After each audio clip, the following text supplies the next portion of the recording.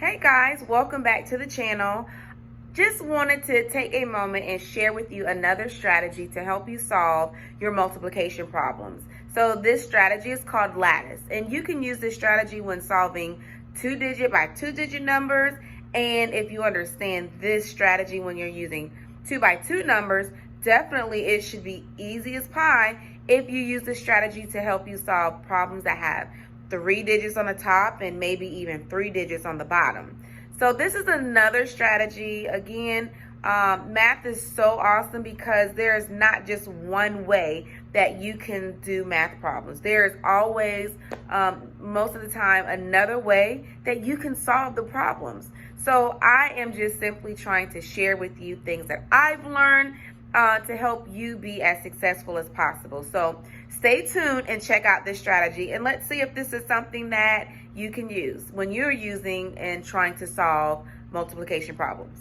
All right, so let us take a look at this lattice strategy that we can use to help us solve the multiplication of whole numbers. So let's just start by looking at a 2-digit number, and let's look at 35 times 42. So similar to the area model, we are going to start with the square. However, this strategy is definitely different because we are not going to be using the place value. What you're going to do is take the numbers 35, and each number is going to be in its own column. So 3 is going to be in a column, 5 is going to be in a column. Then number 42, instead of doing 40 plus 2 like we did in the previous strategy, we are going to write 4, 2.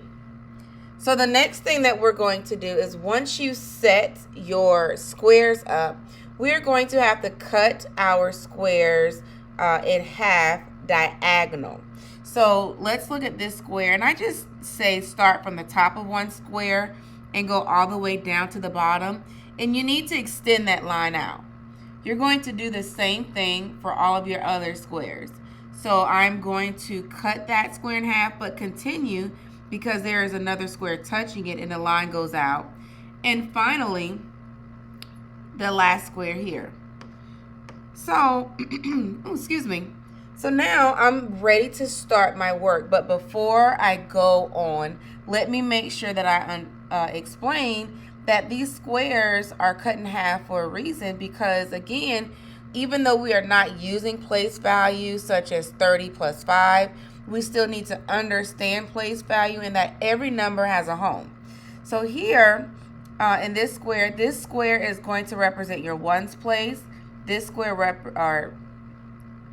triangle part of the square, and this one is the tens place. So this is your ones place, tens place, ones place, tens place, ones, tens. So when we're multiplying, just like when using the previous strategy, just giving you a refresher that each square has 2 numbers that touch the square. So we're going to multiply 5 times 4 in this square. In this square here, we're going to multiply 5 times 2. Can you tell me what 2 numbers you think that we're going to multiply in this square? Hopefully you said 3 times 4. And then lastly, in this square, what 2 numbers are we multiplying? Yeah, you guys are getting it. 3 times 4. So let's go ahead and do the work.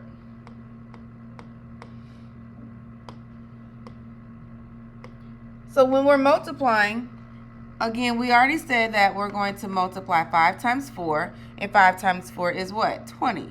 So the 0 goes in the ones place, your 2 goes in the tens place. So in this square here, we have 5 times 2, which is 10. So 10, you put the 1 and the 10 in the correct place value spots. Here, we're looking at 3 times 2. 3 times 2 is 6. Now, don't let this trick you or fool you, or you guys understand that even though the answer is 6, we're going to keep that 6 in the ones place and simply put a 0 to hold the value of the tens place. And lastly, 4 times 3.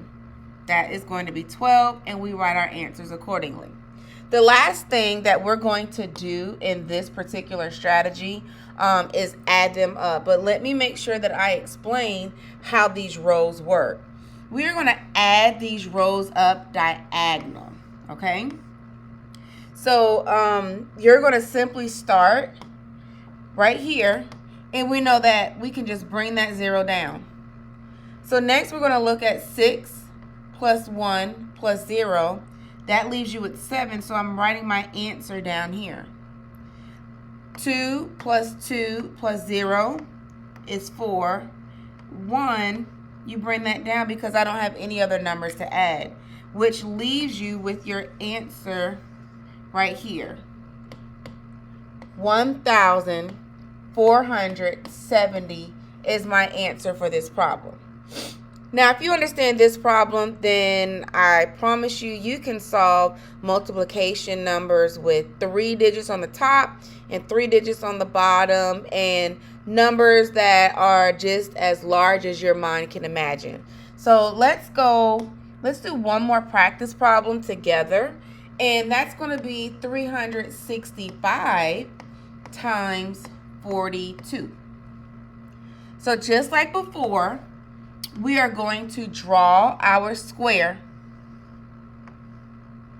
So I have a 3, 6, and 5.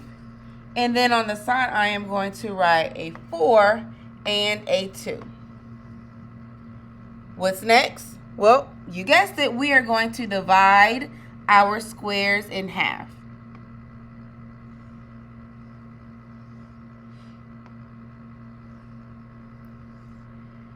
Now, we can go ahead and do our math.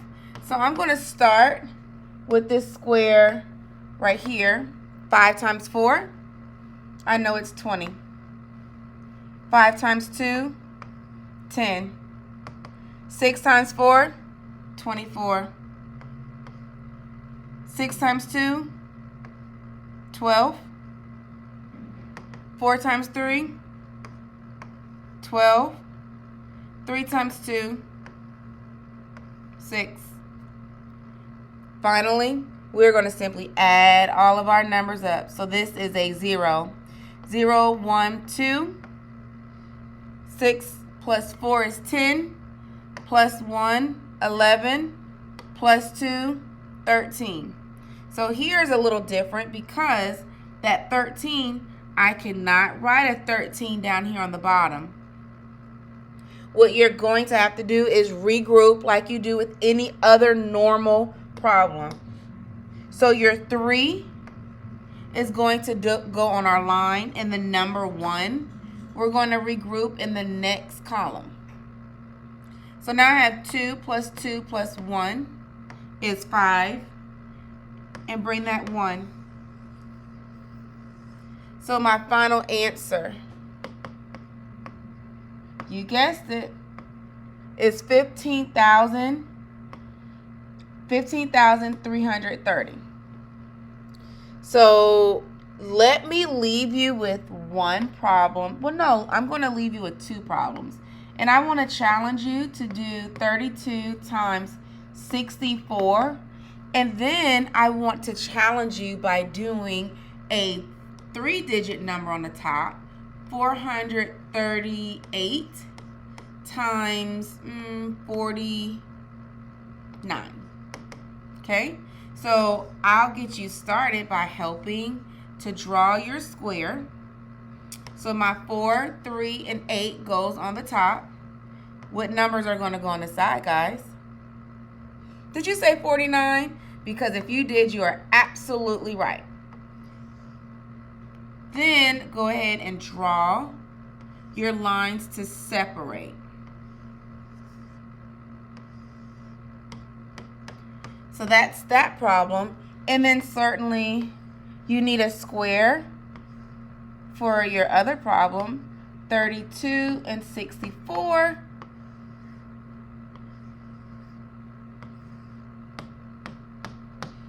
And there you have your setup.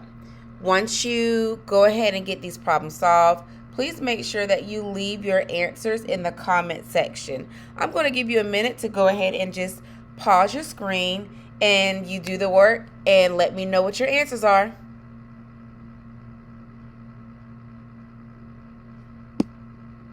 All right, guys, and there you have it. Learning can be as easy as 1, 2, 3 when you're hanging out with your teacher, Ms. P.